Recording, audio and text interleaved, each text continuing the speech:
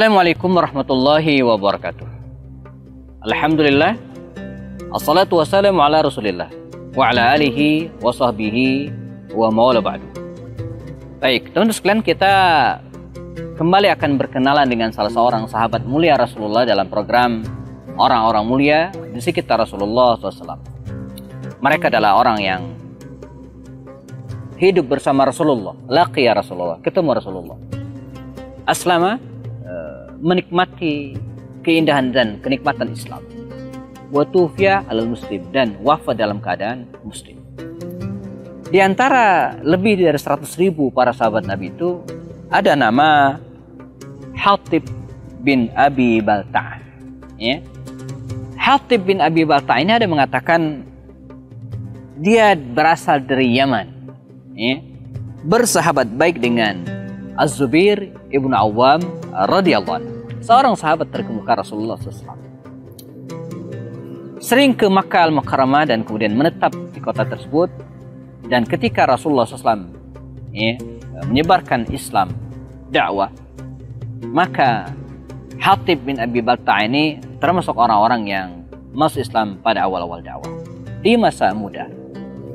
Ketika kaum muslimin diizinkan oleh baginda Rasul untuk hijrah ke Yathrib yang belakangan namanya kita kenal dengan kota Madinah Al-Munawwarah, Hatib bin Abi Balta'ah pun tidak ketinggalan. Dia pun hijrah bersama dengan kaum muslimin yang lainnya. Hari-hari berlalu dan berbagai peristiwa bergulir menemani kehidupan Rasulullah dan para sahabat. Dan Hatib bin Abi Balta'ah tidak pernah absen sekalipun dari peristiwa tersebut. Mulai dari perang Badar, huwa min ahli Badr, dan ada kisah tersendiri tentang keunggulan para sahabat Sahibul Badar atau veteran perang Badar ini. Kita akan kisahkan di ujung nanti insyaallah bagaimana baginda Rasul mengampuni Hatib bin Abi Balta'ah ini ya, karena kesalahannya lantaran dia min ahli Badr, veteran perang Badar. Hatib bin Abi Balta'ah menemani Rasulullah SAW, dan di sekitar tahun ke-7 Hijriah dia mendapatkan kehormatan luar biasa dari Rasulullah untuk mengirim atau mengantarkan surat dakwah Rasulullah. Dan tidak tanggung-tanggung teman-teman sekalian, surat yang ditujukan kepada Muqawqis, Raja Mesir. Jadi waktu itu ada istilah, kalau Raja Habasyah itu disebut dengan An-Najasyi, Raja Persia itu disebut dengan Kisra Azim Faris, dan kalau Raja Romawi itu disebut dengan Heraklius. Nah, Raja Mesir Al-Muqawqis ini seorang raja beragama Nasrani. Dikirimlah oleh baginda Rasul surat mengajak mereka untuk memeluk Islam. Hatib bin Abi Balta'ah mendapatkan kehormatan mengantarkan surat Rasulullah ini. Berangkatlah Hatib bin Abi Balta'ah dari Madinah Al-Munawwarah, terus naik kuda ke atas, nanti kemudian di arah ke Syam, dia belok kiri, begitu kira-kira kalau kita lihat peta, dan masuklah dia ke Mesir. Sebuah perjalanan yang tidak mudah, sebuah perjalanan yang sangat berbahaya. Apalagi waktu itu Mesir bukanlah negara yang muslim, tapi masih berada dalam kekuasaan orang-orang Nasrani. Dan ternyata tidak sulit menemui Raja Muqawqis ini. Bahkan Hatib bin Abi Balta'ah sendiri diberikan kesempatan untuk datang langsung menghadap, karena memang pengen begitu. Dia tidak ingin surat ini dikasih ke orang dan sebagai lalu kemudian orang tersebut mengantarkan ke Heraklius. Enggak, dia pengen dia sendiri mengantarkan. Dia sendiri menyerahkan surat ini, amanah Rasulullah. Ini pelajaran bagi kita teman-teman sekalian. Bagaimana para sahabat Nabi itu betul-betul menjaga amanah ini. Mereka tidak ingin mengabaikan amanah tersebut. Maka dengan tangannya sendiri diserahkanlah surat tersebut kepada Raja Muqawqis, penguasa Mesir. Raja Muqawqis membaca surat tersebut, dan sebenarnya lah agama Nasrani dengan agama Islam bersumber dari yang sama. Hanya saja agama Nasrani pada waktu itu sudah mengalami perubahan-perubahan, termasuk diantaranya masalah ketuhanan, di mana mereka menganggap Isa alaihissalam sebagai bagian dari ketuhanan.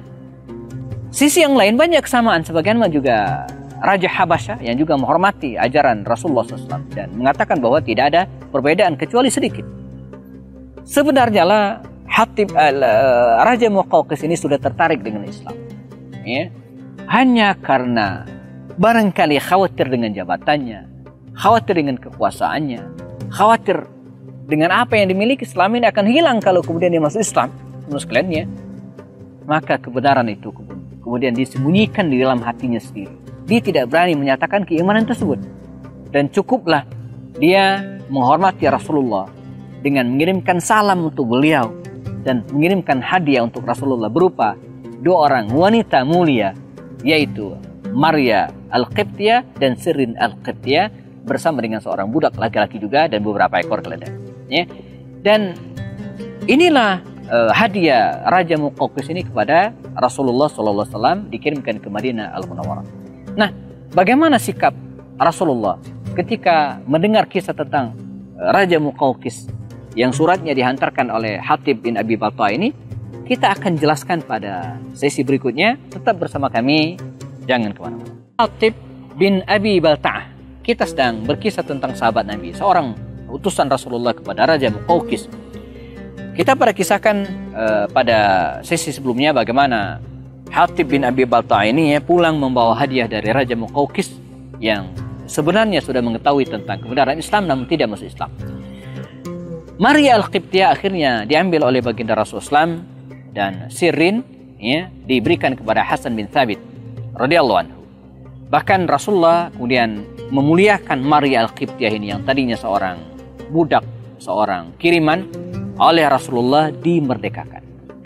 Bahkan bukan hanya dimerdekakan, tapi juga dinikahi oleh Rasulullah, dijadikan sebagai istri. Bahkan dari Maria Al-Qibtiyah ini lahirlah putra Rasulullah yang bernama Ibrahim. Yang sayang, Ibrahim putra terkasih Rasul ini, ya, meninggal pada usia belum 2 tahun. Persis ketika terjadi gerhana matahari pada waktu itu, ya.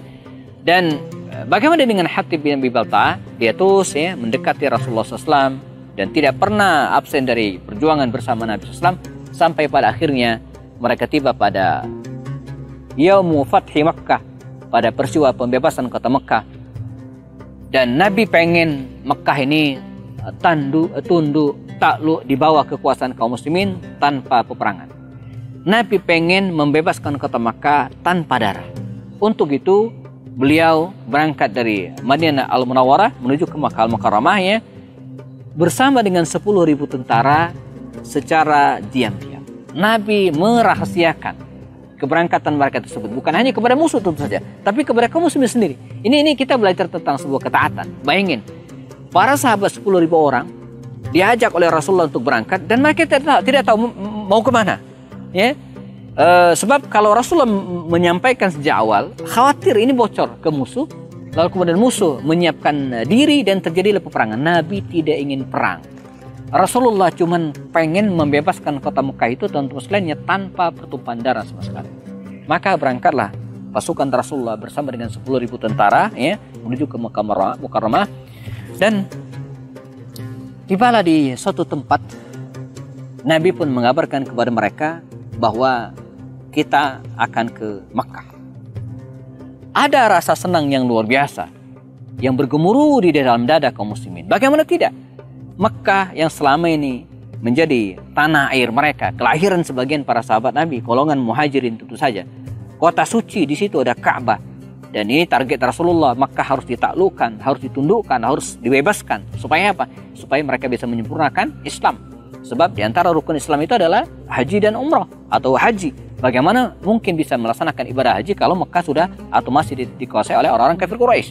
Makanya Nabi harus punya target untuk membebaskan kota Mekah ini. Nah, para sahabat Nabi bergembira, mereka akan segera berangkat ke Mekah, membebaskan tanah air mereka. Tapi di antara sekian banyak yang bergembira itu, sedikit di antara mereka yang berduka, sedih. Ada perasaan tidak tenang di dalam diri mereka. Sempat ada kekhawatiran terhadap keluarga mereka yang berada di sana. Ya, jadi kalau Rasulullah menyerbu Mekah ini, demikian mereka bayangkan, maka yang jadi korban bisa jadi keluarga mereka sendiri. Ada kekhawatiran cinta kepada keluarga. Ya, di antara mereka yang khawatir adalah Hatib bin Abi Balta'a. Secara diam-diam, dan ini salah.